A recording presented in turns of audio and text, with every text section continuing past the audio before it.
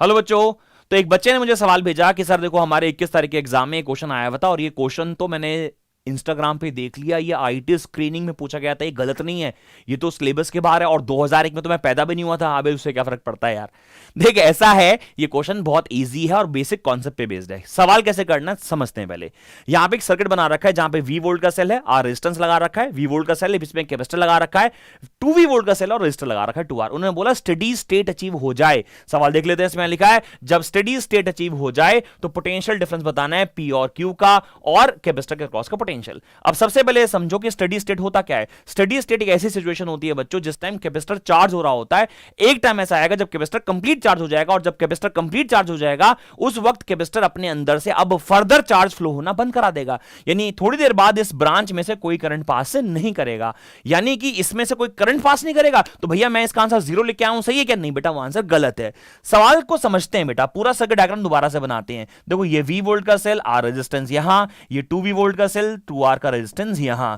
तो सर हमारा बीच वाला ब्रांच कहां गया? अरे जिसमें से चार्ज फ्लो नहीं कर रहा, करंट फ्लो नहीं कर रहा, तो उसके लिए सर्किट बनाने की जरूरत है ही नहीं बेटा। अब अगर आप यहां से देखो तो ये R प्लस 2R यानी कि नेट रेजिस्टेंस कितना हो गया? 3R हो गया।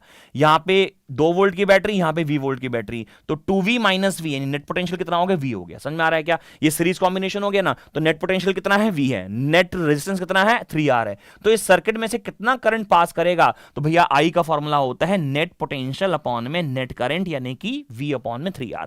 अब सवाल था सर PQ निकालने कैसे? तो देख बेटा PQ के क्रॉस का पोटेंशियल वही होगा जो इसके सामने वाले का पोटेंशियल होगा यानी कि AB का पोटेंशियल होगा। तेरा मन कर रहा है कि ऊपर वाला ले ले तो ऊपर वाला भी ले सकता है, लेकिन ये फॉर्मूला होता क्या है? होता है भैया E माइनस IR। अब E कितना है? जो नेट EMF है वो इसके क्रॉस कितना है? इसके लिए नेट EMF कितना है भैया? वो 2V है। माइनस I कितना है? I हमने निकाल लिया भैया, इसमें कितना है? V अपॉन में 3R है। इनटू रेजिस्टेंस कितना है इसके लिए? सर ये 2R हो गया।